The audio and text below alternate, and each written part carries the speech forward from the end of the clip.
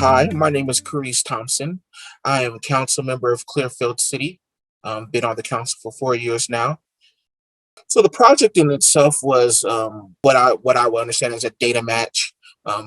We took not too much of personal data. We don't have too much personal data on our servers, but data like such as address, things like that, to be able to work with the unclaimed property office with their data to see if that we had any citizens who did have that.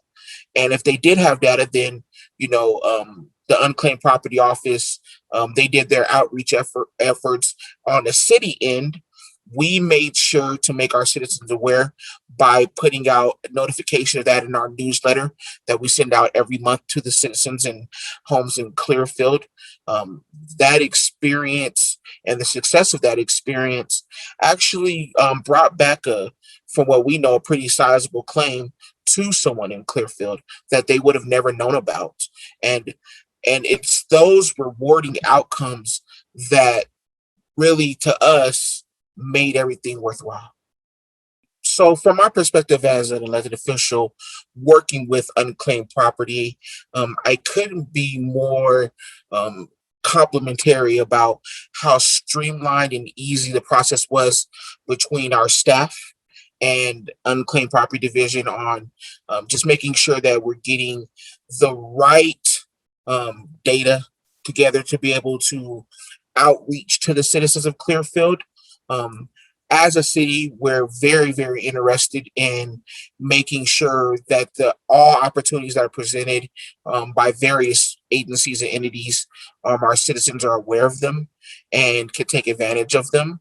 And in regards to that, we felt that it was a no-brainer to involve ourselves with this project, just because our citizens, their income level is actually one of the lower in Davis County at $59,000 median, and if they have unclaimed property, we wanted to make sure that that demographic of people that I serve get an opportunity to get their money back.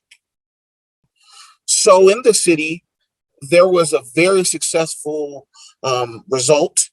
I personally, as a Clearfield City Council member, knocked on the door of an individual who had a retirement account that was unclaimed. That person, from what I've been told, we faced the wall of skepticism, which is understood. We live in a day and age where there are some predators out there. With that said, months later, as the person began to vet and his family began to vet unclaimed property, and what also helped that is the fact that there was a newsletter from our city talking about unclaimed property. They successfully got a substantial amount of money that honestly was, from what I hear, life changing for them. And so with that said, you never know what people have. And this is why I encourage agencies and municipalities to get involved with working with unclaimed property, because there could be some life changing outcomes there. Yeah, actually, a couple of them, the smaller amounts, a lot of them were very complimentary about how easy the process was for them. Um, and and the ones who had questions about the process, I was able to lead them to the right people. I would say that one of the other efforts that I made outside of just talking to the citizens of the city was the businesses in the city and letting them know about unclaimed property too. One of our business owners, they live in the city, but their business is outside the city. They were actually able to claim property for their business. They were a business in Syracuse, and so once again, those opportunities, I just can't overstate how important it was and how much they reflected the fact that they didn't even know it existed, but they were happy to find it out. Yeah, I don't have any property. I'm not that cool, but but I would say that just in the circles that I move in, um, and because I did know the past treasurer, uh, there was always these unclaimed property conversations where people would talk about, oh yeah, I got I got $200. I think I seen on the website that's mine, and I need to go get that, and things of that nature. Kind of like those general conversations. And so I felt, because of my familiarity with the project at Clearfield City, it gave me more of confidence to advocate for them to go and check that out, because it's just going to sit there in perpetuity, and there's no reason or good purpose for the government to just be having your money when it's there, and you can claim it. So that's generally the conversational themes that I always came around when I'm talking to colleagues or associates and friends about unclaimed property. I always leave money in my pockets when we're about to wash clothes, right? And so we're going through the clothes, and sometimes I'll find $20, $30, and I'll be like, wow, didn't even know this was there. And my wife's like, you need to check your pockets more.